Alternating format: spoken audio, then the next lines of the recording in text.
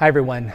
So full disclosure, I am filming this video prior to the election, and you are seeing it now after the election, which means I don't know who won and who lost.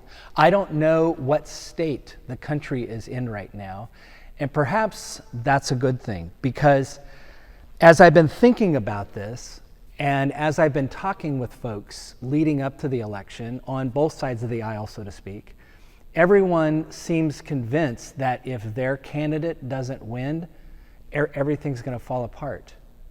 Well, you know what? No matter what is going on today, no matter what the results of the election is, no matter whether or not this is still not even decided, there is something that has not changed. And what has not changed is this isn't the kingdom of either one of these candidates.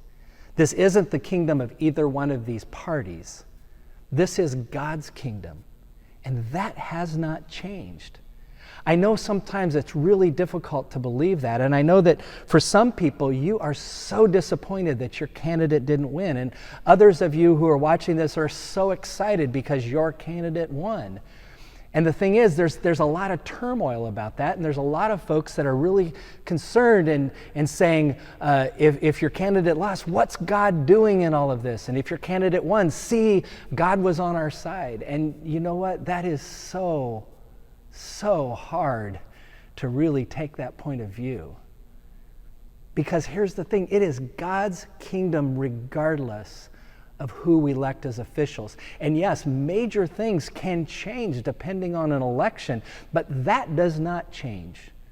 This is still God's world. And we, as God's children, continue to have a role to play no matter what happens in our country, in wherever we find ourselves living. You know, as I was thinking about this and really reflecting on what I might say for this particular devotional, the thing that kept coming back to me over and over again is that God is Lord, and God is above all and through all and in all. Now, that particular reference comes from the letter that was written to the church in Ephesus. And the author of this letter, perhaps Paul, says this right in the middle of the letter. He says, I therefore, a prisoner of the Lord, beg you to lead your life or live your life worthy of the calling to which you have been called. Now listen to this. With all humility and gentleness, with patience, bearing with one another in love, making every effort to maintain the unity of the Spirit in the bond of peace. Paul is begging that those who are reading this letter, those who are a part of the church, will have humility, gentleness, patience, bearing with one another in love, even if they voted differently than you did. Maintaining the unity of the Spirit as much as you can in the midst of some very divided times. See, this is the calling that we have as the church. But then the letter goes on and it says this, there is one body and one Spirit, just as you were called to one hope for your calling, one Lord, one faith, one baptism, one God and Father of all, who is above all and through all and in all. Do you hear that? It's about God being in charge. And if we have the idea, or we find ourselves going, how could God ever have let that person get elected? Or see clearly God is on the side of that person because that candidate was elected to office.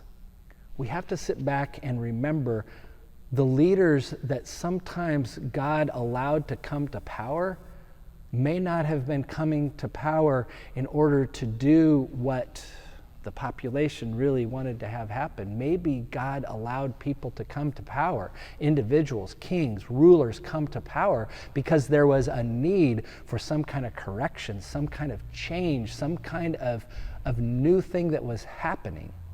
And here's the thing. God calls Nebuchadnezzar his servant. Nebuchadnezzar was the one who took the people of Israel into exile. Nebuchadnezzar is the one who invaded and then destroyed Jerusalem and the temple, and he's called God's servant 4 times in the book of Jeremiah. How is it? Well, because God is bigger than any ruler, any king, any power. So again, today, I don't know what state things are in right now, but I do know this, that has not changed. God is still above all and through all and in all.